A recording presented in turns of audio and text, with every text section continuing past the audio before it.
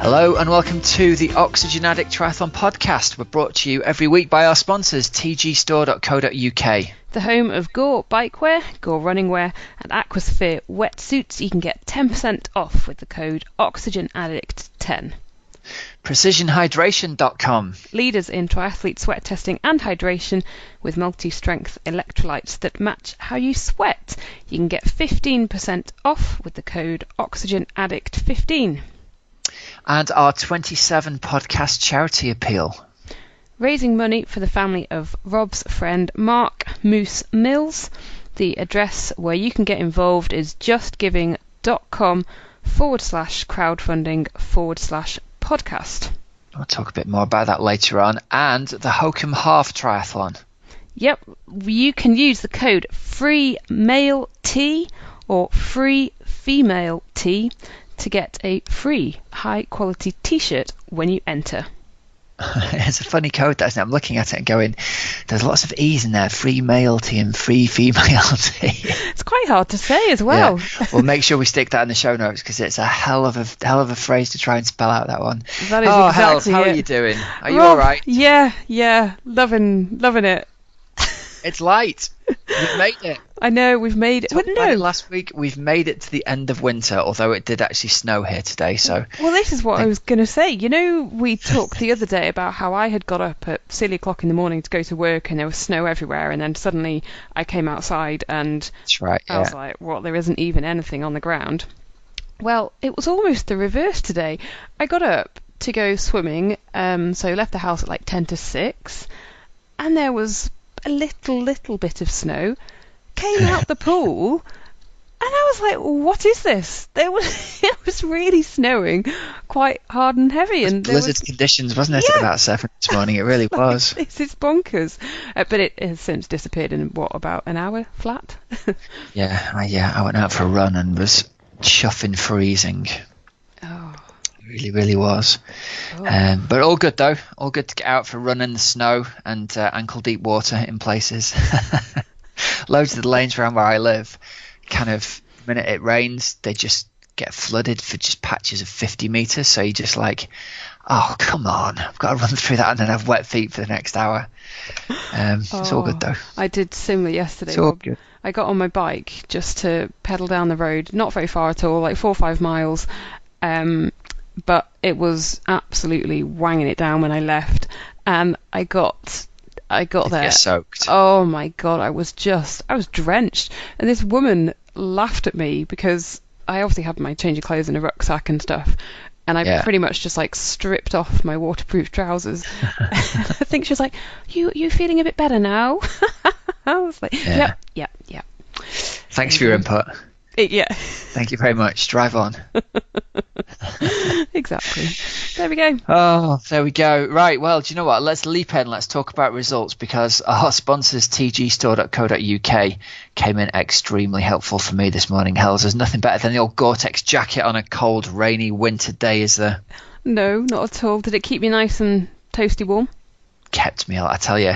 It was the perfect combo today. Like, I'm always complaining I'm too warm in this jacket, but it was maybe 2 degrees out and I just had the Gore-Tex jacket and a long sleeve t-shirt and underneath, woolly hat, gloves.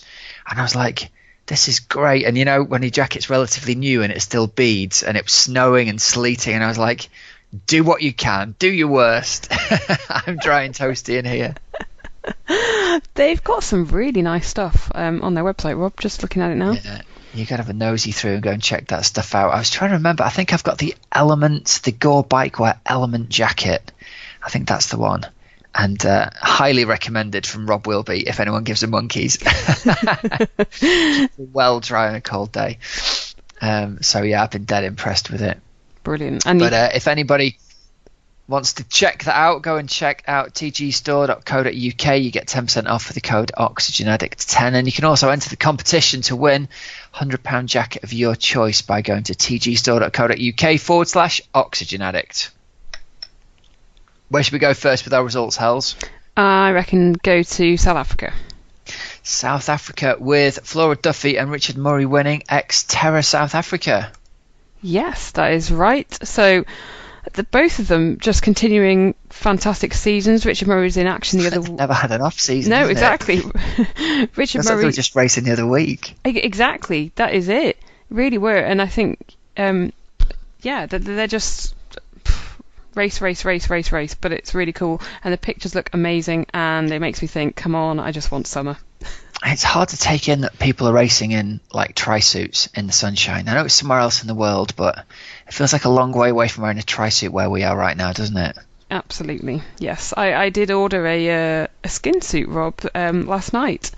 And, yeah, you did. Yeah, I did. I was just thinking, I'm never going to wear this damn thing. Like, literally, when's it going to be nice and... When you emailed me to say you'd ordered yours, I got mine down off the hanger and looked at it, and I was like, there's just no way I can ever perceive that the weather's going to be good enough to wear this thing again. I've got like really hairy legs right now, and I was looking at the skin suit going, you can't even try that on just for the fun of it because you look so stupid with your gorilla legs poking out. Oh, anyway, shall we talk through the results, Rob? Because Richard Murray won it, Bradley Weiss was second, so it was a South Africa 1-2-3 because Stuart Moraes was third. And then in the women's race, Flora Duffy, she's just absolutely spankingly, amazingly good form at the moment. 2:39, comfortable win over Mari Rebbe of South Africa, and then Rachel Clammer, another ITU athlete, was third in 2:54. Yeah, there's a quote here from her that says, being the first race of the season, you don't really know where you're at. I was a little bit nervous, but everything went well. So it's good to know that even Flora Duffy gets nervous before the first race of the season. I don't know how I'm going to get on. Oh, I've won by 7 minutes. So, it's an interesting perception and reality thing, isn't it? Absolutely. And she said she's currently nursing a hip injury. Oh, she's all right with that. Yeah, here's hoping. So there's no real other results from this week because it's pretty early season yet still, but we do have the upcoming Ironman New Zealand coming this weekend, isn't it? Did we decide it was Friday night UK time? Yeah, that's right. Didn't we? Yep, Friday night UK time. So it's on Saturday, March the 4th in New Zealand, and well, we spoke to Meredith Kessler, who's favourite for the women's race. She's going for her 6th straight win at Taupo. She has arrived in New Zealand, and it's going to be a great race because you're going to have Yvonne van Vlerken and Laura Siddle, who both come off the back of Challenge Wanaka just a fortnight ago. Carrie Lester's going to be racing. Emma Billam as well was racing down in Wanaka, wasn't she? And then Annabelle Luxford, fresh from the win at 70.3 Geelong, and then Kate Bevilacqua is on that start list as well. So it's going to be a stacked field, isn't it? Yeah, a big field. Yeah. It sure is. Over on the men's side, do you know, Torsten's given Marino the nod here. He thinks Marino's the favourite to take it out. So Marino van Hohenacker, Cam Brown, Terenzo Bozzoni, Marco Albert. Marco Albert donated to our charity appeal, believe it or not. Did I tell you that? Yeah, you did. You mentioned it last week. Legend. Thanks, Marco. So he's getting the Oxygen Addict podcast. We want you to win for this one. So all you've got to do is make a donation to make me want to win. Cyril Viennot as well. He's a former winner of Ironman UK, isn't he? So you've got some good athletes there. Scott Philippus, Guy Crawford. Brian Rhodes is on the start list. Mm-hmm. Wow. Yeah. Rhodes must be as old as me. Really? Good to see. Yeah. Brilliant. Yeah. That's cool. I bet you've never even heard of Brian Rhodes, have you? Well. Before your time. Rhodesy won, I think, the first Ironman UK back in 2005. Was it the first one? Wow. He was always there or thereabouts. I think he won the first one, and then he got knocked off his bike the day before the race for the second one and couldn't race. Yeah. And then he was leading the third one and pulled his calf, and he walked for like 18 miles and finished at like 150th place. God bless him. He was like, my mum's come over to watch. I'm not dropping out. Love Rhodesy. He's brilliant. Real good laugh. Wow. I used to have breakfast with him. He was in the same hotel as us, and we sat next to him in the hotel the day after. That's really cool. But Rob, to still be going, probably a bit like, Cam Brown, So if you said that he That's a did very good Ironman, point, actually. Yeah, because Cam Brown's the same age as me and he's still winning the damn thing, isn't he? exactly. No excuses. Come on. Yeah. Yeah, Rosie was always a super swim biker.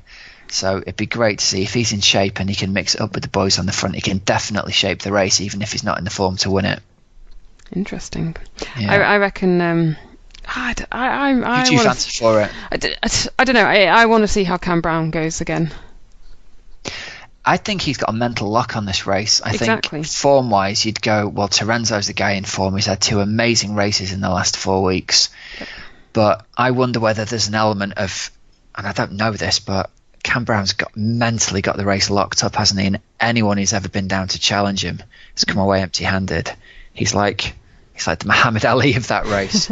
So we shall see. But it'd be interesting to see what kind of form Marino's in. Exactly. So it'll be it will all be unfolded by the time our next podcast comes out next week. It'll be unfolded by the time we get out of bed. It will. Exactly. Saturday morning. Exactly. And then, Rob, there's some other racing going on this week because the World Triathlon Series gets underway with the first race of the year in Abu Dhabi, March the 3rd and 4th.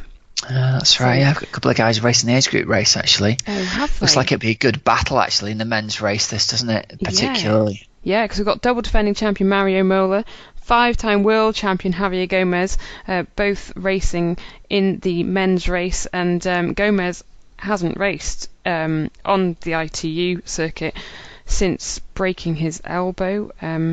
So it'll be, but obviously he had that win, didn't he, at the little race in New Zealand, and he will have he'll be so itching, won't he? Imagine he'll be totally fired up, wouldn't you? Yeah, and he did the 70.3, didn't he, to clinch his spot earlier on, so he's in really good shape already, I reckon. I wonder whether he's made the shift in his head toward being a longer distance athlete, and he's doing these now to sharpen up, to see where he stacks up still. It could be, couldn't it? But he has said, I haven't Still ruled pretty out. formidable, isn't he? Yeah, totally. And he said he hasn't ruled out trying to get to Tokyo, has he? Yeah. He's not said yet. No. I think it's been a long time since we've had an athlete who can genuinely be competitive at every distance, from Olympic sprint and Olympic all the way through to 70.3, and probably Ironman as well. That's really exciting to see, isn't it? If we could have a generation of athletes like that who could still mix it up with each other over the short distances, it's like back in the 80s. Yeah, because you look at Frodeno, and obviously he has done amazingly well since winning the Olympic medal and then going on and doing so well in Kona and stuff. Yeah. So he's kind of paved the way, but then Gomez has just, as you say, he still is mixing 70.3s and the ITU stuff, and he in the past, he was ex-Terra World champion, so he's just so he's the man, isn't he? He is just the man. Yeah. You've got a bit of a crush, haven't you? No, I haven't. I have. Have you? Have you got a man crush on? Bit of a man crush on him. He's my hero. He does come across as a really nice guy. Yeah, totally. Really, really nice guy. So those two will be racing, Mario Mola and Javier Gomez. And then we just mentioned him, Richard Murray is going to be on the start list, and Henry Schumann as well, who did brilliantly out in Rio, didn't he? And then in the final. It's going to be great. João Silva as well.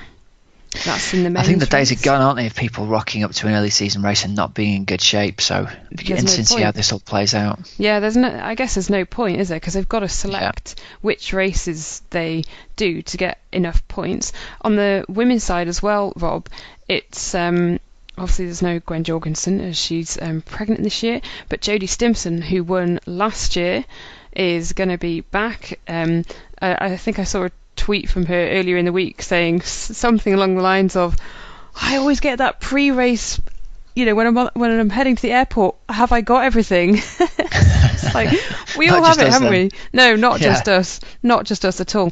Flora Duffy, who again we just mentioned, so she's obviously in good form at the moment, good race form. Ai Ueda of Japan, Andrea Hewitt, Charlotte McShane as well, former under 21. world champion, and then the American Olympians Katie Zaferes and Sarah True are all on that start list, so it's going to be good. Going to be a good weekend of racing. Looking forward to seeing how that goes. Is it on telly? Is it on? Will they have a live stream of it? Yeah, there will be. You think a live so, stream. wouldn't you? Yep. Yeah, good stuff.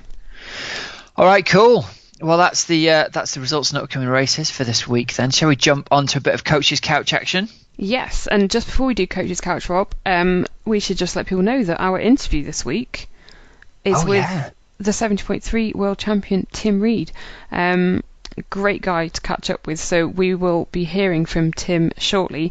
And as we were mentioning Gomez there, Tim had some good thoughts about Gomez and the Brownlee stepping up, and yeah, it's a really, really good interview. If you've ever suffered from pre-race nerves, he's really open and honest about some of the anxiety that he has suffered from in the past. So listen out for that interview shortly.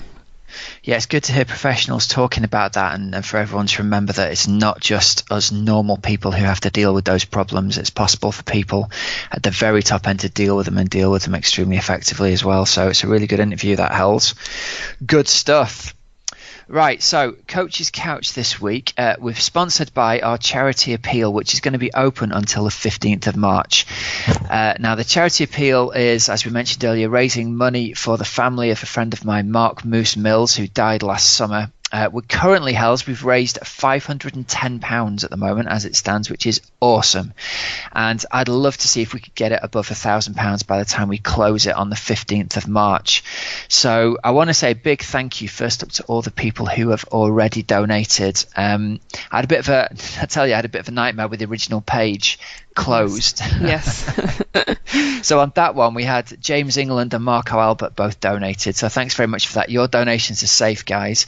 On this current page, thanks very much. We've got Johnny Conway, Fergus Smith, Karen Anderson, Guy Drury, Edwin Datson, Richard Stockton, Nigel Taylor, Alan Prentice, Jay Dyson, Jason Holmes, Mark Thomas, Guy Drury again, Neil Buckman and Neil Cooper. So thank you all very much for your generous donations. You guys will all be entered into our prize draw to win some money can't buy triathlon memorabilia to go on your office wall or your training turbo room wall. We've got signed kit from the likes of Kevin Collington, Lionel Sanders. Laura Siddle's kit just arrived today in the post, actually, which is really cool. It looks very, very cool. She's a legend, man. She posted from New Zealand between races, so thanks very much for that, Sid. We've got Sarah Pampiano. Who was that book by? John McAvoy. John McAvoy's books as well. So we've got some really, really cool stuff. If you can see your way clear to donating, that'd be absolutely brilliant. Like I said, it's going to be open until the 15th of March. So what's the question we've got this week, Hells? Yeah, so we got a question from Fass. That's right, isn't it? Yeah, Fass. That's all we had is at Fass on Twitter. He says, what's the best brick session to simulate the Ironman marathon pace in training? So okay. He says about... He basically said as well, is it a good idea to do a metric Ironman at goal pace, and how close to the race should we do it? That was the second part of his question. Yeah. So I think the key takeaway for me from coaching people over all these years is I'm not convinced that the brick session is all that an important building block in order to target your Ironman marathon pace, because it comes down to the fact that running off the bike is very different to running fresh, and the best way to build your fitness for an Ironman marathon is to run fresh. So I will talk about brick sessions and the things that I do with athletes for Ironman preparation, but I don't think you want to put all your eggs in the basket of thinking I need to do brick sessions, and particularly I need to do really long brick sessions in order to prepare for the Ironman, because the reality of it is that running long off a long bike is extremely tiring and it's extremely hard to bounce back from. And I know regular listeners are going to know this. I'm always going on about the fact that you're going to get your biggest fitness gains by recovering from day to day, recovering from week to week, and being able to do more training that gives you that daily stimulation of getting fitter. And the temptation is to say, well, I need to go out and do a massive session, but often that massive session is going to end you for the next 4 or 5 or 6 days, and you're going to be completely incapable of doing anything meaningful at all. And 4 or 5 or 6 days of training lost, if you extrapolate that over 4 or 5 or 6 weeks, isn't the best way to prepare for your race. So that's the first point I would say. The way I tend to do it is to separate the long run away from the long bike, and I'll have athletes traditionally do the long run on a Wednesday or Thursday before the long bike on a Saturday or a Sunday. And the closer you get to your goal Ironman race, I think the closer you're going to be able to get a handle on what's going to be a reasonable Ironman goal marathon pace for you to run at. Most people are going to go out too hard, and most people are going to overestimate how fast they think that they can run, because what feels easy in training is not going to feel easy on race day. And so a lot of the advice I give people is to back the pace back. It's like, don't try and push the pace when you're doing your long run for an Ironman. It's very different from doing preparation from a flat marathon where you have to do that marathon pace tempo run. I almost think it's more useful to you to run slower than you think you're capable of in training, because you're going to need to be used to the kind of gait that you are going to be running at on race day, rather than training too fast and your body just not being used to that kind of gait on race day. So the next part of his question was, do I do a metric Ironman at goal race pace? Well, I don't personally set that for athletes. I know some people do. So that's basically doing 112k on the bike and then a 26k run. The way I tend to set it up with athletes is, I'll say we've got 3 key big weekend workouts in the build up to your Ironman. You're going to have a big weekend 3 weeks out, you're going to have a big weekend 6 weeks out, and you're going to have a 70.3 race in there some way. And I treat that 70.3 race as the only time that you're going to run long off a long bike. So that's probably going to be faster than your goal Ironman pace, but that's okay. You've got that one opportunity for a goal race hit out. And so, you know, you're going to be running for between an hour and a half and 2 hours off the bike, depending on how fast you are. But that's the only really long run off the bike I'll have athletes do. The other 2 big weekend workouts at 3 weeks out and 6 weeks out, what I'll do is have you do a long ride on the Saturday, which will either be 6 hours or 180k, whichever comes first, and then a 45-minute run off the bike. So it's long enough that you know that you're running off the bike, but it's not so long that it's absolutely going to wreck you. And then what you're going to do the next day is get up early and go out and do a 2-hour run at your goal Ironman race pace. So I've got to stress this, you're not going to get a lie-in the next day. You're going to get it first thing, 7 in the morning, go out and do it first thing. So you're only really having a few hours of recovery. And it's all right if you're not properly fueled, because you're not going to be on race day either. I don't advise you do it fasted, but you're not going to prepare for this methodically and get up 3 hours before. You can grab a banana or whatever and get out the door. But that 2-hour run the day after the big Saturday is a real good way to see whether what you think is your goal Ironman race pace, especially the last hour of that, there's going to be some honest conversation with yourself and your coach after that as to what is really going to be achievable. And I've been talking for a while, but the last thing I'd say is I would do all of those runs as a 9-1 run. The 45 minutes off the bike and the 2-hour run, do them as a 9-1 run, because that's what you're going to do on race day. You're going to have to walk, at the very least, walk through the aid stations. So practice it in training. Marvellous. I've waffled on there, sorry. No, I was thinking, do I remember doing those last year, or was I injured so I actually just I missed out on those? I can't remember. You did, yeah. You missed out on the last 6 weeks of your training, if you remember, last year because of your Achilles injury. So you never got to do any of the big weekends. And you were totally in like a rehab phase for all of that phase. So that's where I think you've got such potential this year, because you could do what you did last year without being properly prepared, in inverted commas. It was off like a natural running ability. You're going to be deadly if we can get the preparation right this year, mate. Wow.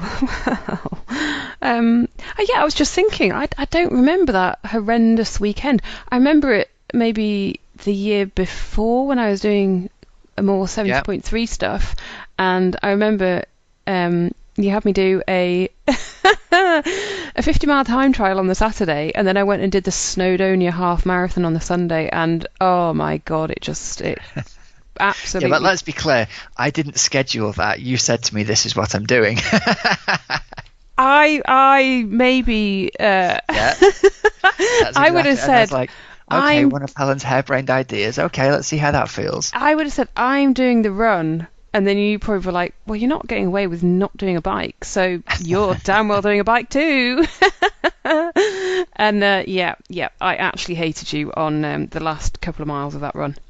Oh, well, there you go. There you go. You hate me the rest of the time. Oh, Rob. All good. Shall we? Yeah, again, very, very useful answer there. And if you have a question for Coach's Couch, then get in touch with us. There are ways and means. You can go via the website, which is oxygenaddict.com, and there's like contact forms and stuff where you can leave a little message up there. You can tweet us, which is at OA Try Podcast on Twitter. We're on Facebook as well, so any of those, just drop us a little message, and we like getting your questions. We sure do. Right, Hals, take us to the interview of the week. Take us to World 70.3 champion Tim Reed. Here it is. It was, I loved it. It was really good chatting to Tim. So here is our interview with Tim Reed. Tim Reed, welcome to the Oxygen Addict Triathlon podcast. How are you? I'm really well, thanks. Thanks for having me on. No, thank you for coming on. It's good to chat. Tim, I was reading through bits of like blogs and stuff like that, and the bit that I sort of stuck out and I wanted to take you back to was you said that you watched Macca win Ironman Australia when you were 16 years old. So can you take us back to that day when you watched him, and was that your first experience of triathlon, or was that when you thought, I want to give that a crack? Yeah, it was. I went up there with friends at the time, and they were really into triathlon. And it wasn't my first experience with triathlon because we had the Grand Prix Tooheys Blue Super Sprint sort of series that was on TV most weekends in Australia. Yep. Throughout the 90s. So, and that was actually that was what made triathlon cool for me. But it was just, it sort of disappeared, and sort of that triathlon wasn't a part of my thinking by any means. And then I went and watched Ironman Australia, and I remember first of all just being absolutely fascinated that people could go that sort of distance. And then when I saw guys actually racing it, and Chris McCormack taking the win, and he's always a pretty he was a likable character. He just seemed very charismatic, and to watch him win was something that I found really inspiring. And I just remember I had my friend's dad standing there watching the race as well, and he's like, "Oh, you reckon you could ever do one of these?" And he was, do you think you could ever go top 20? And I was like, in the back of I said to him, "Oh, no way," being humble. But in my mind, I was thinking, I'm going to win this one day. Just total naivety, and just, I guess, just being 16 and thinking you're invincible. But it was something. It really lit a fire back then, and it's still to this day. I think there's not many races that are more important to me than Ironman Australia, simply because there's a history there in my memory. Yeah. And what was your first experience of actually racing at Ironman Australia? So the same friends of Ironman Australia, sorry. Well, that was actually last year was my first time racing that event. I sort of remembered saying that, and I got a bit of a wake-up call when I started racing Ironman and realised it was a lot harder than I ever dreamed it to be. And then, so I never wanted to race Ironman Australia until I thought I could. And then, so last year was my first attempt at that race, and and it was obviously worked out. Yeah, I was going to say that must have been pretty sweet.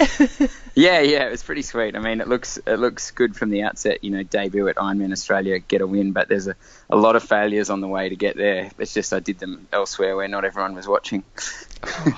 So then I think you were about to say that, was it those same friends then that you had watched Ironman Australia with when you were 16 years old, who then sort of got you then into your first actually you racing a triathlon?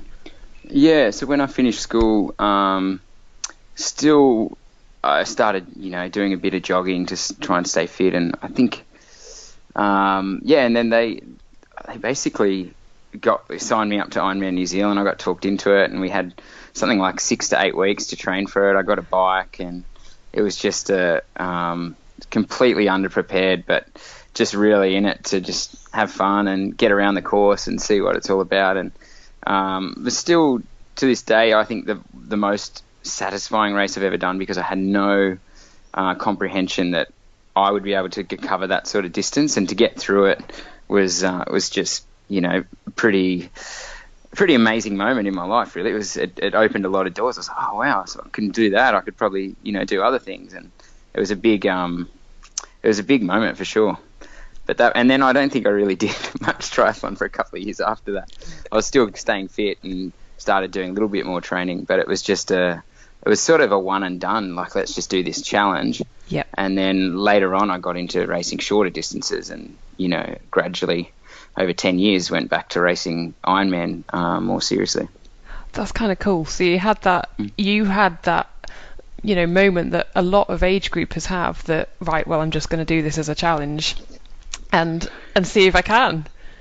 Yeah, absolutely. It was like, I think my longest run up to that point was 15 kilometers, and I'd ridden I'd done 2 80-kilometer rides, and I thought that was pretty epic. And I was on a road bike, full changes of gear. I had a Vegemite sandwich in my back pocket, and it was just complete, like, rookie stuff. And that's why it was so cool. I had no expectations. I think years later when you're going and then you're knocking hours off that time, but I was disappointed when I finished because I had expectations. So it was nice to have that first experience with no real training and no real expectations. Do you ever think back to that first time when you were lining up at New Zealand? Now, do you think back going, gee whiz, I've done all right? Yeah. There's, I always say, like, you alternate. Well, I definitely do, from being, having this ego and being utterly overconfident to being the total opposite and thinking, wow, how could this happen to me? Like, it's just depends what sort of state of mind I'm in. But yeah, absolutely. I had so many moments where I can't believe, I remember it was actually 2012 when I was racing Ironman New Zealand, which was the same race that I'd done the first time. And I was running, it got shortened to a half Ironman, which worked out perfectly for me at the time. But I was running next to Cam Brown, and he was the guy that had won that race when I was 18 and done and had completed my first Ironman. I was thinking, wow, this is so cool. Like, I'm next to Cam Brown, the guy that, I thought was just, an alien. Still is a bit of an alien, come on. Oh, yeah, of course, yeah. So. Wow. And so, Tim, did you swim when you were younger? Did you? No, I'd done maybe a year in primary school, very recreationally. So I knew how to sit in the water, sort of thing, but I didn't take up proper training until I was pretty much 19. I started swimming proper laps in the pool and trying to solve that issue, because if you haven't been doing it a long time, it's quite a bit of catch up work, and especially in my, I guess, 23, 24, they were some pretty big hours in the pool those years, just to trying to bridge the gap between those guys that had swum since they were in their younger years. So it was that was definitely the hardest battle for me out of the 3 disciplines.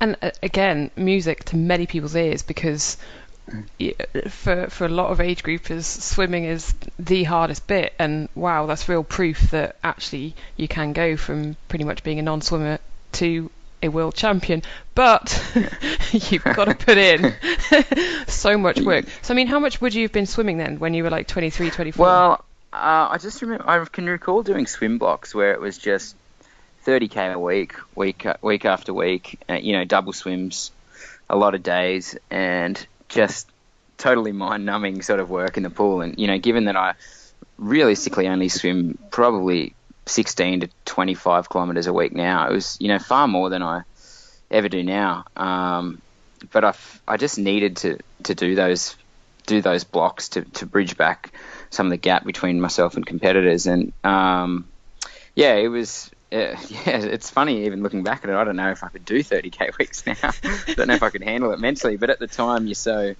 driven. And of course, I didn't have kids, and I didn't have other commitments, so I had a lot more time as well. But yeah, it's funny looking back at what I had to do to get there. And it doesn't work for everyone. Some people do the big miles in the pool, and actually they're just practicing poor form, and I don't even know if that's what helped me bridge the gap, or whether it was just good coaching that I received later on. Like, there's certain key figures that really helped with my swimming, and it could have been more their advice than the 30k weeks I did. So I can't definitively say, but I guess everything, all the aerobic training you do adds up eventually, and culminates to produce, a better engine overall. But whether it specifically helped my swimming, I'm not sure, because there's a lot of when you're swimming 30k week, you're doing a lot of tired swimming, and if your technique's not very spot on, you just sort of end up practicing pretty rubbish swimming. So don't know whether it helped me, but I did try it. And you mentioned there about the aerobic engine, basically. Do you in some way feel that, like, your win at the 70.3 World Championships last year, was it the culmination of, okay, yes, clearly a great day on the course, but also, like, the past, 12 years, maybe more, 14, 15 years of just building this massive aerobic engine? Yeah, I think that's a huge part, because the preparation leading into the race was mixed. I've had a better preparation the year before, but it didn't, I probably just got that tiny bit overtrained, and then you're a little bit, you're in trouble, sort of thing. So I think it's a huge factor. The pace that I can go now at an aerobic heart rate is just drastically different to when I started. So, and you can only really develop that through just years of aerobic training. And I had a coach early on, Grant Giles, who that was, a lot of the other kids my age were really forcing the speed and doing a lot of threshold work, and that was not really his thing. He had a much longer term vision with the younger athletes, and it was build your aerobic engine, a lot more easier training, because especially as a kid, you've actually got the speed comes quite naturally. And then I think as I get older now, it's sort of starting to reverse, and I have to focus a lot more on intensity. But certainly there was, it's 12 to 15 years now of aerobic training, and I started very gradually, with 2 runs a week, and then the year after it was, doing a bit of swimming, a bit of riding, and then, if I look back to the biggest periods back there, it was, 30 hours a week, week in, week out, really building the engine. So it's a long process, and I definitely think 70.3 Worlds is a culmination of a decade of training, not certainly not a one-off training block. Yeah, and going back to the race at 70.3 Worlds, what was it like crossing that line for you and actually winning? What were the emotions?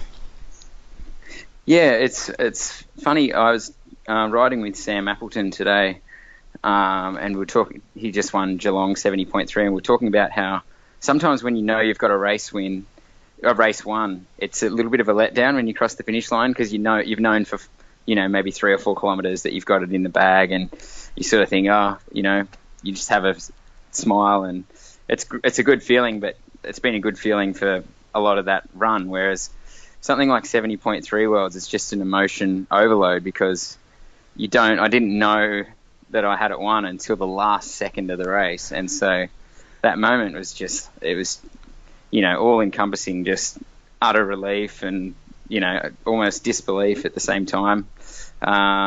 So yeah, it's just, I think those races, where you just win it right at the end is a special moment that you can't really replicate in any other normal life. So yeah, it was pretty amazing. And being obviously on home soil as well, did that make it that little bit more special?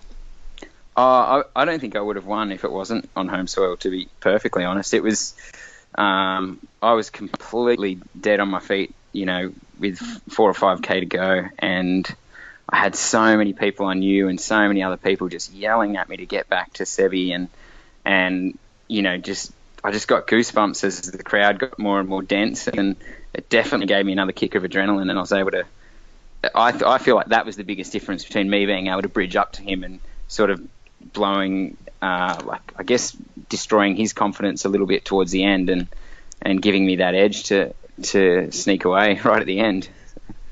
That must have been awesome. And can you compare that feeling of elation to the utter horrible feeling on the roadside in Kona? See, that's the thing, is if it was a sudden ending at Kona, it was from the moment I got in the swim, I knew it was going to be a terrible day.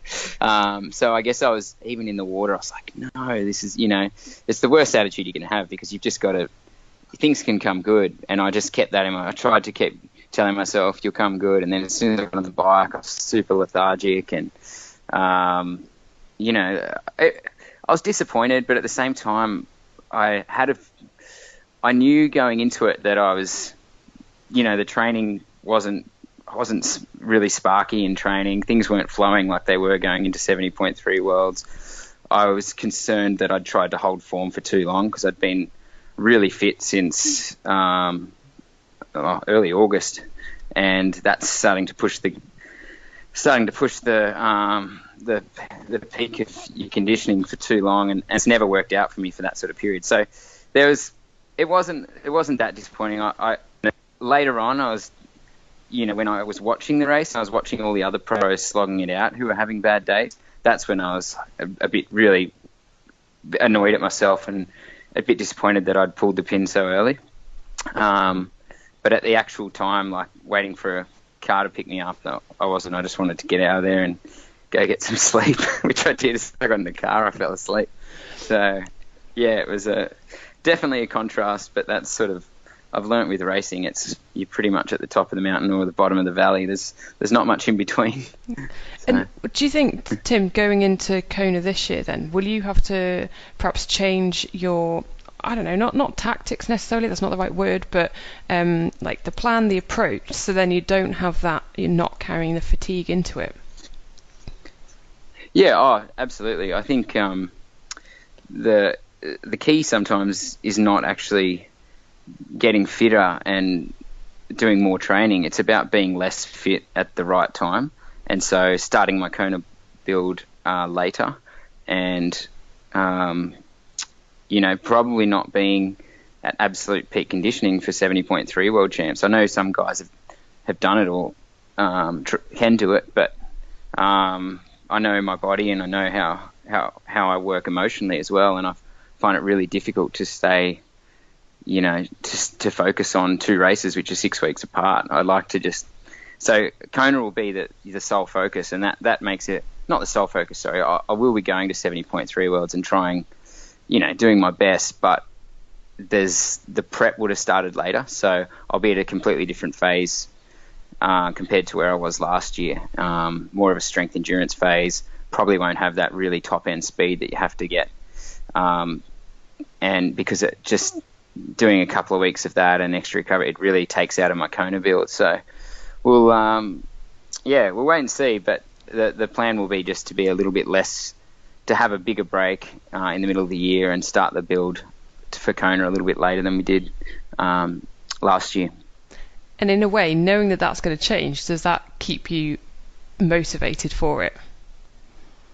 Yeah, I think, there's a lot of reasons to stay motivated for it, but I don't, the only time I really suffer from motivation is after a big win. So if I win a big race like 70.3 World Champs, that's when I really need to take a break and just chill out for a while. So hey, if I won 70.3 World Champs again, I wouldn't be complaining. But I know that if I don't, then motivation won't be an issue for Kona. So yeah.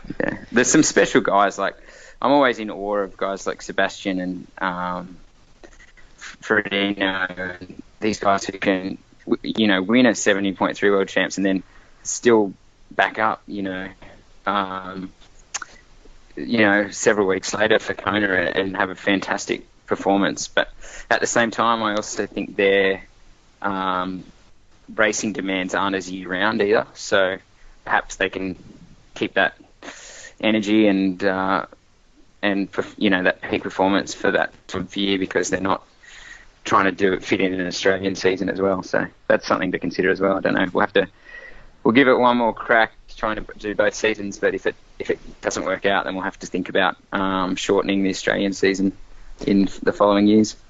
And that is what, like you say, that makes it really, really hard, because pretty much you're racing year round, that's it.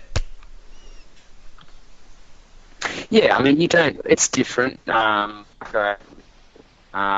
Dixon and I, we don't do too much running. Pretty much we start run training now.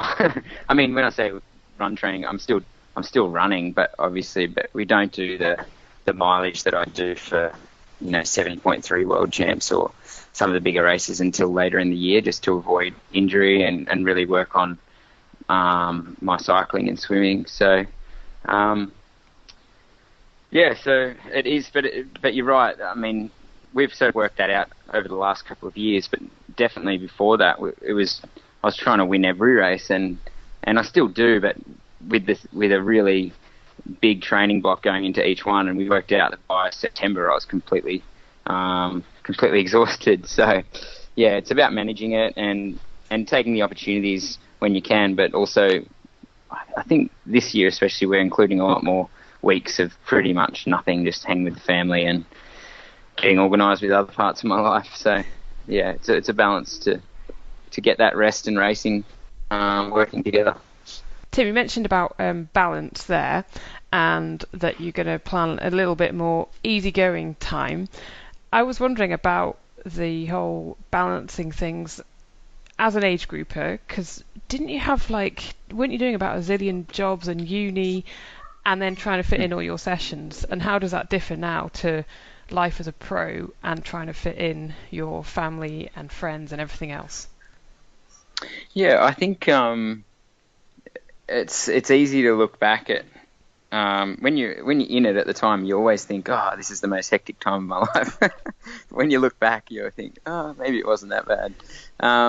Definitely back, at university, I was working a couple of jobs and late nights at cafes, and then studying through the day and trying to fit training around that. And I definitely made a lot of mistakes in that period in terms of thinking that I still had to do the same amount of training as a lot of pros were doing. And of course that's a huge mistake, because you're just not absorbing any of it and you're exhausted. And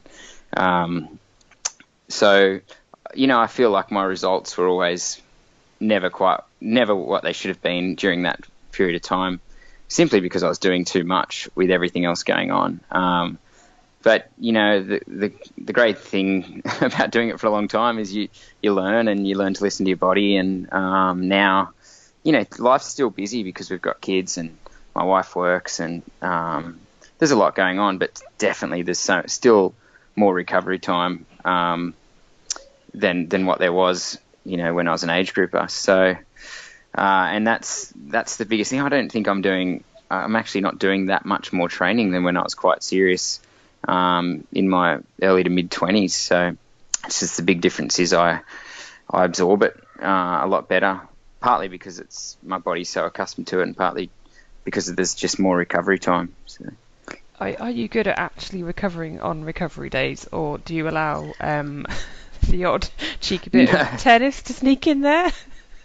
No, I'm very unprofessional in terms of recovery, and it's something that I've got to work on, because I just it's just not growing up in that high performance environment where it's okay to just come home and sleep and whatever. It's just never I've never really done it. I've always had to go to the next job, or and my wife's pretty busy woman as well, so it doesn't sit too well if I just come home and jump on the couch. So my recovery time's really just trying to get good sleep each night, and it's definitely before races. A lot of guys go to a race 2 to 3 days before, and I tend to go, if it's a big race, I'll go 5, 6, sometimes 10 days out, purely so I can just rest up and recover, because I don't know if you have kids, Helen, but it's just obviously sleep is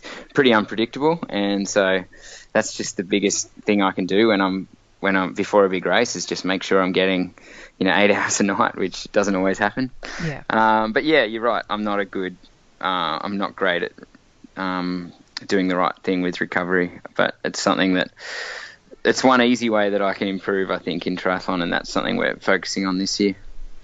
Now, I wanted to pick your brain a little bit about Lionel Sanders, because I was reading yesterday that actually, you're still inspired by so many of the amazing athletes that you get to race against, and in particular, the way that Lionel Sanders, and we've had him on the podcast as well, like he does a lot of his training indoors. So when you first heard that, did you think, what the heck?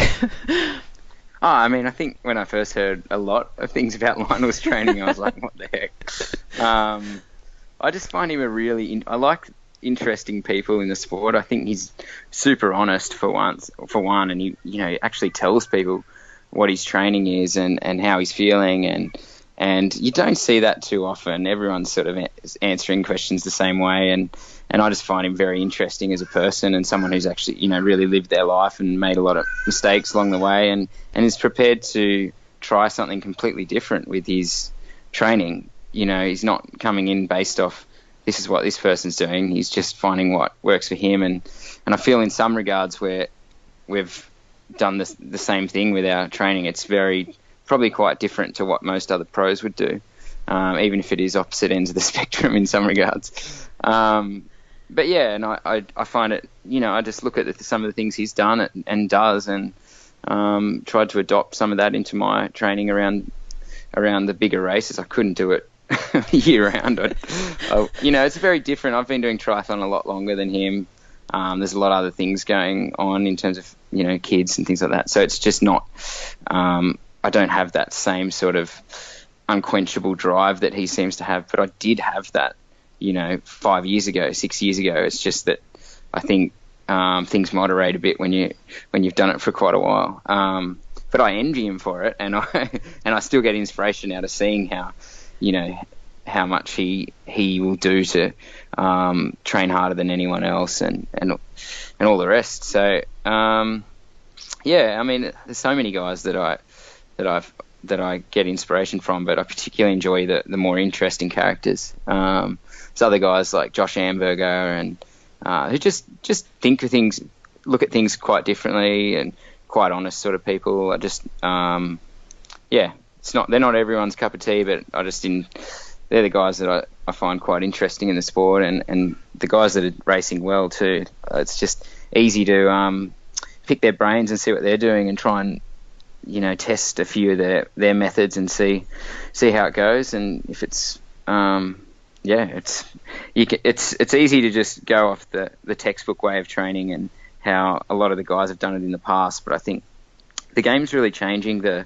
The sport's becoming very much about how riding incredibly strongly, whereas it used to be more about swimming well and then running well, and so the training's got to change as well, and so I think looking to the guys that are doing it well currently is probably more important than the guys that have done it well in the past, just because the racing dynamics have changed. That's really interesting. And you mentioned that if Lionel learns to swim, all hope is probably lost over 70.3. What about when the Brownlees and Gomez join the party? Yeah, I think Gomez, I've always said I think he's one of those athletes who could become dominant at any distance if he really focuses on it in any format. I think the Brownlees could be incredible over the 70.3 distance in cool conditions, but I just think that they're so fast twitch. They're so they're not patient racers, So I don't know. I just can't see their mentality. They probably wouldn't even enjoy Ironman training, and I don't know them at all. I just think it's a very, very different style of racing, and given the injuries and given that they're blacking out over 2-hour races, I just think that Ironman might not be there, suited to their physiology, because obviously, they've got probably the biggest engines in the sport in terms of VO2 max, but that doesn't necessarily translate to strength over the Ironman distance. Whereas when I look at Gomez, he's a pretty cool, calm, collected guy. He knows what to, he's I think he just would work out what he had to do, and he's would get it done over the Ironman distance, and similar way to that he gets it done over the Olympic distance. He's just I don't know, just seems a more calm racer, a little bit probably more calculated with his training and things like that. And again, I don't know any of these guys that well, but that's just my external opinion based off very little. It's going to mix things up for sure, isn't it? Oh, those guys, yeah, absolutely. I think it'll make things harder once again. I think the racing will step up another notch. But at the same time, when the stars from ITU come across, other guys just increase their strengths. That a lot of the non-drafting long course guys just increase their strengths, even though everyone was like, everyone's going to have to pick up their swim and everyone's going to have to pick up their run. Yep. But what actually happened was guys just picked up their cycling and, sort of leveled out the field that way. So it's a bit unpredictable how it's going to happen. I don't think there's necessarily that it's not going to be like suddenly times are dropping 10 minutes over 70.3 distance. But I think that definitely that, we could see some pretty special racing in the next few years if they continue to have a crack at the 70.3 distance. But yeah, the Ironman distance, I can't see things drastically changing that much. Yeah. I see Gomez potentially winning Hawaii, but I don't necessarily think he'll do it much quicker than Crowe could or any of those other guys. It's just it doesn't rely on VO2 max. It relies on just, mental fortitude and strength endurance and, efficiency at much lower intensities. So we'll see. You mentioned mental things there. What happened with you a bit in 2015 and the anxiety that you used to feel ahead of races sometimes? It was a time where I was coming up to the end of contracts with a few sponsors, and also I'd felt the pressure of being in the mix at 70.3 world champs a few times, but not really feeling like I'd hit my potential, and just wanting it too much. I think with two young kids, and I just was worrying about the wrong things instead of I was thinking about what happens if I fail more than I was thinking about how lucky I am to have had such a good run already as a professional. And so I feel like there was just my attitude was probably in the wrong place, and I wasn't dealing with my anxiety. I was just hoping that I'd just lie there sleepless at night and hoping that just hoping tomorrow night will be better and whatever else. But you've actually got to sometimes take some steps and work towards sorting things out like that. And how bad did it get? I started. I've always had anxiety issues, and it's something that runs pretty strongly in my family. But it's not terrible. It's just the week before the race, I'm just hating triathlon because I'm so nervous about a big race. But honestly, since I've taken steps to, work on it, it hasn't been really an issue. In 2016, it wasn't too bad. I still have minor issues outside of racing, but it's been a lot more relaxing. I've enjoyed triathlon again. I think part of it was I was working with two coaches in 2015, and they both contributed. They both contributed different things to my training, but one was very much similar to me in that he was really trying to work on the science and think about the wattage and what my resting heart rate was in the morning, and worrying about all the little things, which I sort of already did a lot anyway. And it sort of doubled up my anxiety about those things, and I was overly concerned about diet and things like that. And whereas I've worked with Matt Dixon for a long time, and he's more of especially with me, because he knows that I'm overthinking anyway, he's more just focus on the basics and get the basics right. And that was I think going back to just working with Matt in 2016 was a really important step for me, because suddenly triathlon became fun again. It wasn't, I stopped over analysing the numbers. I stopped worrying about what other people were doing, and I just went out and did what worked for me and started to enjoy it again. So it was a really big shift in mentality for sure. And would you have some tips if, there is always a little bit of nerves before a race, and how do you deal with those nerves? Obviously, anxiety's different, but have you got any tips for people about dealing with those pre-race nerves and potentially the pre-race anxiety as well? Yeah, I think the first thing to realise is that without nerves, you wouldn't have a peak performance. So, there's a whole heap of chemicals that go on in your body naturally when you have some nerves and you're really in that flight or fight mode. So it's not all bad. In fact, some of the guys that get the most nervous, I know, not the most nervous, but guys who get, I guess, moderately nervous to the right amount, they also have the best races. They seem to be able to go to another level when they're racing compared to training.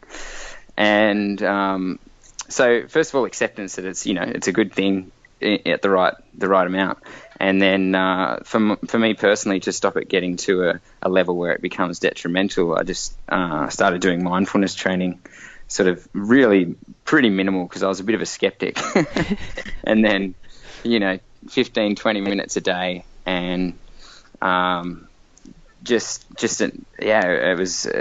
a pretty drastic change in the way I was thinking about things, even just with that small amount of meditation each day.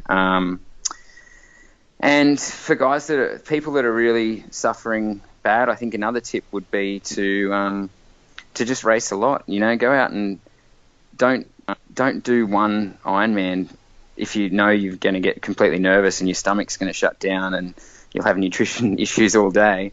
Try and jump into a few sprint races and Olympic distance races, so it starts to feel a bit more normal, and the nights before become easier, and it becomes fun again. So yeah, I think there's a lot of different ways you can do it. For me, racing pretty regularly helps, and the mindfulness training is a big part of it. Tim, that is really, really useful. Thank you for being honest about that, because I think that'll help quite a lot of people. I've got two small questions, and then I'm going to let you go because I know there's obviously a busy time. Right, 20-metre drafting rule. You've signed up to Challenge Melbourne. How important is it that those, the challenge drafting rule is 20 metres? Yeah, I think it's really important. I'm not a big believer in athletes, locking down to one brand. I think that doesn't do triathlon any good as a whole.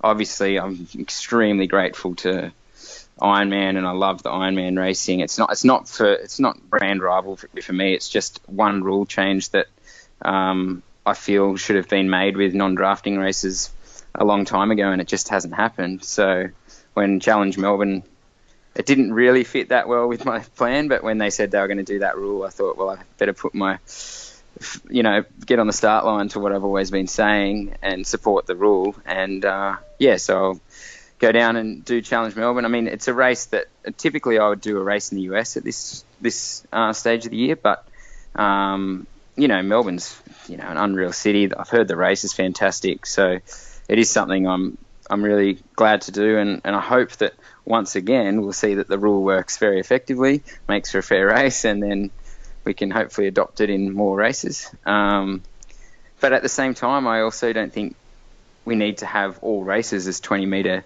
non-drafting. I think it would be cool to have the occasional 70.3 on a course like, say, St George, which is super hilly, or which is draft legal, and really mix things up and make it more entertaining for spectators. And so it's a balance. We want to make for fair racing, but we also want to make exciting races. But I just don't like the in-between rules. The 10 metres just ends up being semi-drafting, and sometimes it's who plays the game best when it should just be who's the best athlete in those sort of conditions. So yeah, I mean, I've got a lot of thoughts on the issue, as you can tell. But essentially I think non-drafting should be, especially for pros, it should be 20 metres between bikes. And every time I've raced that distance before, it's worked it's worked superbly. It splits the race right up. It makes for fair racing and really tough racing as well. I think the drafting over like a hilly course, that'd be really interesting to see. I think, wouldn't it? Draft legal on a hilly course with proper. You could then do really great coverage too, because you've got more people together, and instead of just focusing on one guy out in front, I think it's got potential. I'd like to see it as part of a series, so you have some draft legal and then some non-drafting, and see who the most adaptable athlete is, sort of thing. That'd be fascinating. And what are your thoughts on the Super League Triathlon series, which is going to be starting? Yeah, I mean, I'm a huge fan of that style and format. I would have loved to have been a part of it, but it was a little bit of a conflict for my current sponsors, given that I'd agreed to wear a certain uniform, and then you're obviously promoting the race sponsors in that Super League. But I think if it can gain traction, it's the real ticket to bringing triathlon to the mainstream, because it's that's what I was mentioned earlier in the podcast about the super sprint series that I'd watched in Australia on TV. It's really exciting. It's great to watch. It's anyone can come into it and enjoy it. Not someone who just likes watching triathlon or understands the sport. You can have absolutely no background in the sport and go, this is cool. Look at these guys. Yeah. It's 15-minute races or 20-minute races or half an hour, whatever it is. But I think it's a cool format, and I really hope it works for triathlon's sake. Perfect. Tim, thank you so much for your time. I really appreciate it. It's been really good to chat. No, thanks, Ellen. No worries at all. Awesome stuff. Wasn't it good? So much you can take away from that. Yeah. Real world champions struggling with debilitating anxiety. Very, very interesting. And also his take on the Brownlees. Yeah. That echoes what we were saying the other week, doesn't it? Yeah, absolutely. So, and they're going to want to be proving everyone wrong, aren't they? Oh, yeah. And they, so if you haven't seen Tim's blogs, then have a read at www.racing.trekbikes.com, because he's actually outlines his plans for the race season ahead, and he wants to defend his title at Ironman Australia. He is going to be going for the 70.3 World Championships, but as you heard in the interview, he wants to get Kona spot on this year because he had a DNF there in 2016, so he doesn't want to be repeating that. And Rob, what I found really interesting as well was that he and Matt Dixon, his coach, have obviously spoken, and in his blog as well, he talks about this need for he wants to have a little bit more of a balanced approach this year. And he said, he really wants to keep the relationships healthy and ultimately for him to be happier and therefore to maintain the love of the sport and be able to extend his career into his late 30s, because he's very, very early 30s, but dad of 2 little kids and just a busy kind of guy. Yeah, smart. You can look at making a living for another 10 years plus when you're in your early 30s if you play your game right, I think, if you take the long-term view. So yeah, that's good. It must be an exciting time to be a pro triathlete and be able to make a living from do what you love and support your family, I reckon. I think so. I mean, I think as with any job, there'd be really horrible days when, you don't want to have to get up and get out the door and go training. And probably a few of us, there are some days where you just want to pull the duvet over your head and be like, I do not want to go into, the office or wherever your place of work is. But then there would be... I don't know. No, I think. Do you not think? Go bike riding. Yeah, but but once or twice you do get that. Like today, for example, when it's pretty grey and miserable here in the UK, I don't know. I would struggle to really think, oh yeah, I want to go and spend 4 hours in the peeing rain today. Yeah, a good point. but you don't choose to live in Chelford if you're going to be a pro triathlete, do you? Well, probably not. No, you go and live somewhere nice and sunny and warm. But there you go. Right. You go and live in Lanzarote, I reckon. Yeah, that might be better. Then I'd speak Spanish I wouldn't. I'd be go. speaking, German and stuff, wouldn't I? But yeah. There you go. Danish, English. Right, news this week. Hell's news is brought to us by PrecisionHydration.com. Now, we've been talking about their new online sweat test specifically for triathletes. You're going to do it now online. I've got it called up. Are you up for it? Yeah, okay. All right, so what is your main sport? Triathlon, running, cycling, or team sports? Triathlon. There we go. What type of triathlete are you? Recreational, competitive, elite, or professional? Competitive. Competitive. What distance are you currently training for? Ironman. I'm a long distance. Okay. Do you ever race in hot or humid conditions? No. Okay. Never. How many hours are you training each week, Hells? Around about 9. Okay, so 5 to 10 hours in the box there. How much of your training is done in a hot environment? This includes turbo training. None. None, less than half, more than half. Oh, absolutely. You do some turbo training. Yeah, but it's like I go in there in a blooming down jacket and with. Yeah, but you get really hot when you're doing it. Yeah. Okay. I'd say less than half. It's not none, is it? Well, no, less than half. How would you classify your sweat rate? Low, moderate, high, or very high? Low. How much salt do you think you lose in your sweat? Do you have white marks on your kit? Sweat stings your eyes? Yeah. Yeah? So, okay. A little bit. Quite a bit or lots? Probably the minimum one. Okay, quite a bit. Okay. Yeah. How often do you get muscle cramps? Never, rarely, sometimes, often? Rarely. Okay. Nice one. We're nearly there. We just need these final details to send you your plan. And then we'd fill out your details and you'd get emailed through to you. How cool's that? So it's that simple. 30 seconds, few clicks on the mouse, and you get sent your own personalised guidance on what to do. I think that's really clever for different sports as well. That is quite easy. So it's precisionhydration.com, and with the code. Yeah, the link at the top says take our sweat test to do that. Sorry, you were going to say with the code. Yeah, you can get 15% off their products with the code OxygenAddict15. Cool stuff. All right. And if you're interested in racing the Holcombe Half, shall we talk about that? Yes, I think we should, Rob, because the Holcombe Half is going to be on the 2nd of July 2017. It's in Norfolk, and the organisers have been in touch with us, and just a little bit about the Holcombe Half. So it's run by the same people that do Outlaw and Outlaw Half, so it's OSB events, so they are top-notch organisation, and it actually received 99.5% positive feedback on its debut last year. Good so stuff. It's a half Ironman distance, 1.2 mile swim, 56 mile bike ride, and a 13.1 mile run. You can do it as an individual, or you can do it as a relay team of 3. So really, you do run. The run loop is 3 loops around the estate, which sounds really nice, a bit like Staffordshire, doesn't it?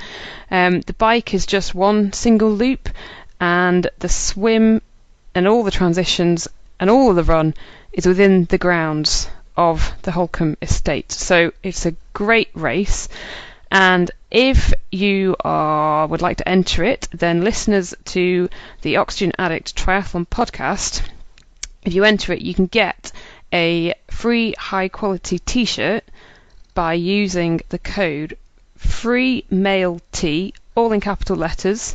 So FREEMALETEE, or free female tea. That's it. Free. I was female whispering along tea. with you. I know. To get this free T-shirt, so what you need to do is select the T-shirt from the additional purchase page. It won't automatically be added, so that's why you've got to select it from the additional purchase page.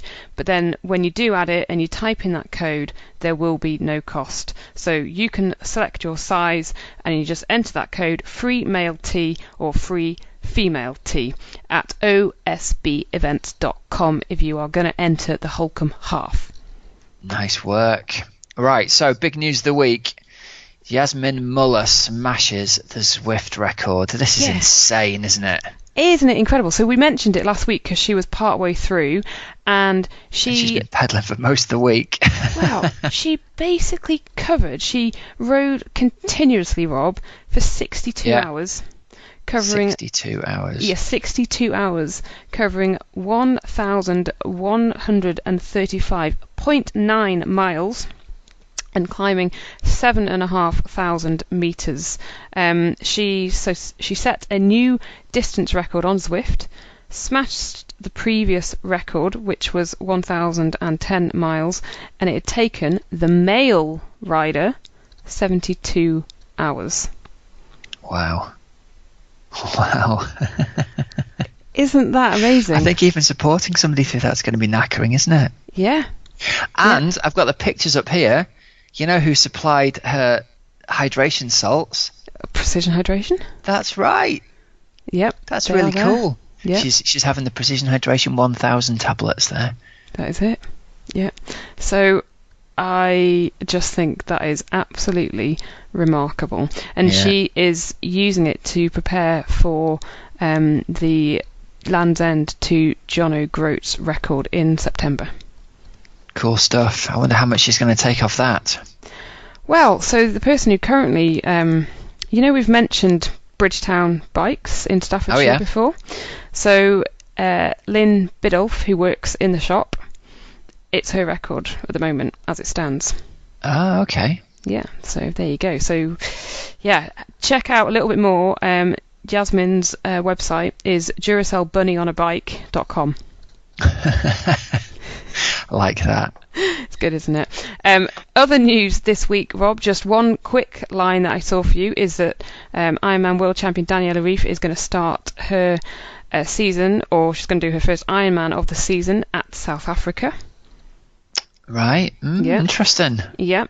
And then she'll go fast there. I think she will. The other big news of the week is that British Triathlon have announced that there's going to be a new Mixed Relay Cup, which will be in Nottingham in September. It'll get broadcast live on BBC TV. The Brownlees will be racing. Jodie very cool. Simpson will be racing. Same format as the one that they had in the Commonwealths. Yeah. Oh, that was good. I like watching that. That is That's exactly. Good. It'll make for good TV, that, won't it? That is it, and it'll make for good TV because it's exciting to watch, and they're expecting 20,000 people to go and watch in Nottingham as well. So it should be a really, really good event. And also, Rob, the people who are putting it on, we've just mentioned them, OSB Events. They'll do a great job. Exactly. So that should be something really good to look forward to in September. Maybe we should put a team together. A podcast team. You and me and two others. Who could we get in as ringers? We could have like Laura Siddle and Joe Skipper. Lucy Gossage and Joe Skipper and you and me. I'm out, Rob. I'm out. I'm not doing it. Do you want to know why I'm out? Because I would let the team down badly by doing head-up breaststroke. Is that why? That is exactly why. It's a little bit too close to Wales. Yes, I suppose so. It wouldn't make the perfect taper, would it, really, a week out? No, so I'm not going to do that. But that's a great addition, isn't it, to the British calendar? So that's really cool. And then the other bit of news, Rob, that I saw was that Ironman have announced that the American age group athlete Holly Ballow tested positive for a prohibited substance, and she has, accepted a 4-year suspension. Don't take testosterone, kids.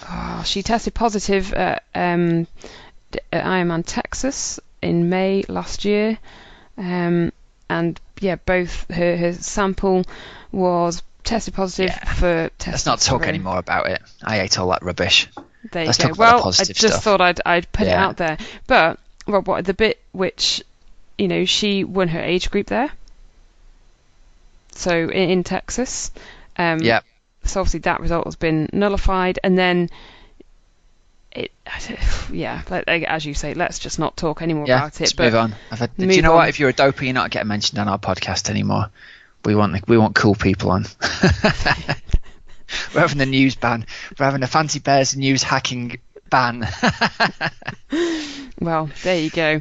Oh man.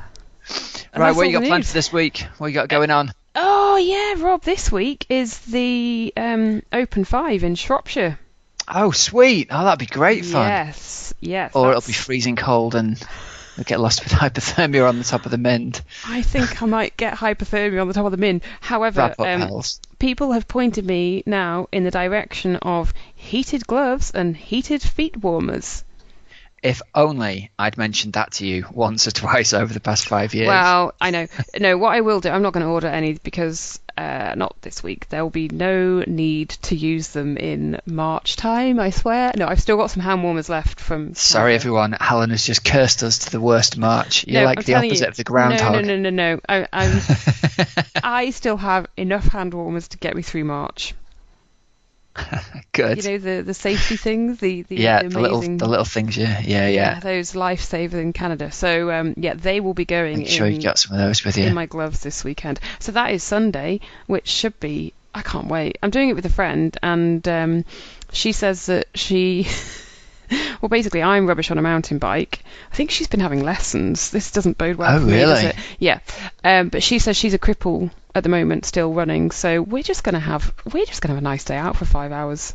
Good. Yeah, it'll be a great day out. That's a brilliant event. Those things. There'll be no competitive edge coming through because I'm so rubbish, and she obviously can't run. So. Love it. Love it. I'm out for a long ride on Saturday if the weather's even half decent. I'm going to get out and get some miles on the bike in.